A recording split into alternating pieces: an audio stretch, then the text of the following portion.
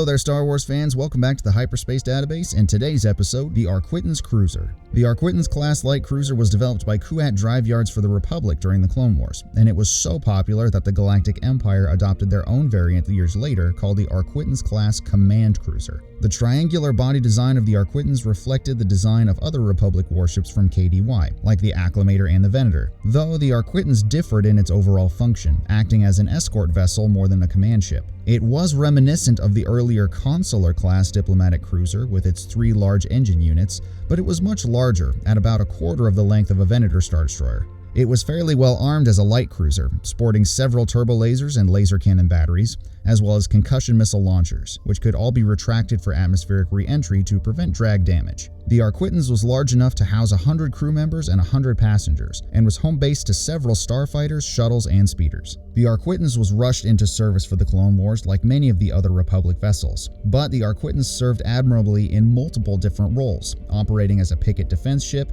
heavy escort, and rescue cruiser. This ship was seen all throughout the Clone Wars, and was involved in countless battles against the Separatist Confederacy, often paired with the ever-popular Venator-class Star Destroyer, and led by Jedi generals as well as other Republic military commanders. Many years after the Empire rose to power, the Arquitens light cruiser was retrofitted and rebranded the Arquitens Command Cruiser. It would be highly valued by several members of the Imperial High Command, and before he ever became a Grand Admiral, Captain Thrawn and his companion Ensign Eli Vanto served aboard an Arquitens command cruiser called the Thunder Wasp. After the end of the Clone Wars, but before the events of A New Hope, most of the Arquitens light cruisers were recalled and retrofitted, and the interior of the ship was basically gutted to make room for upgraded systems and equipment that maximized speed, agility, and power output.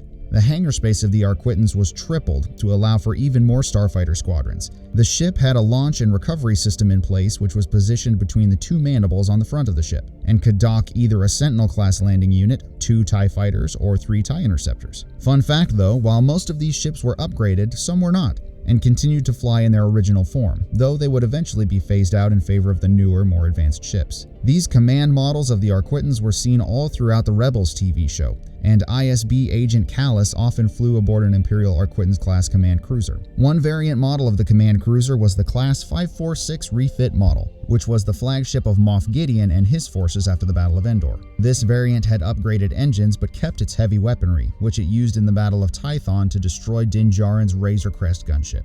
This ship would later be boarded by Din and his companions in an attempt to rescue the Force-sensitive child Grogu, which they did after confronting the Imperial leader and taking down his fearsome Dark Trooper legions. While the Arquitens cruiser was eventually replaced by newer, more advanced vessels, it was a dependable multi-role starship that saw extensive service throughout galactic history, performing very well in the Clone Wars and under the service of the Empire, solidifying its place in the favor of those that served on them and had the fortune of having them as part of their space fleets. Want to know more about cool Star Wars topics just like this one? Be sure to go check out my channel, hit those like and subscribe buttons to never miss out on the new content that I publish, and hit me up in the comments section. I love talking to you guys. Also, be sure to check out my Hyperbytes videos for awesome Star Wars content in 60 seconds or less. Thank you so very much for watching. May the Force be with you, and I will see you in the next one.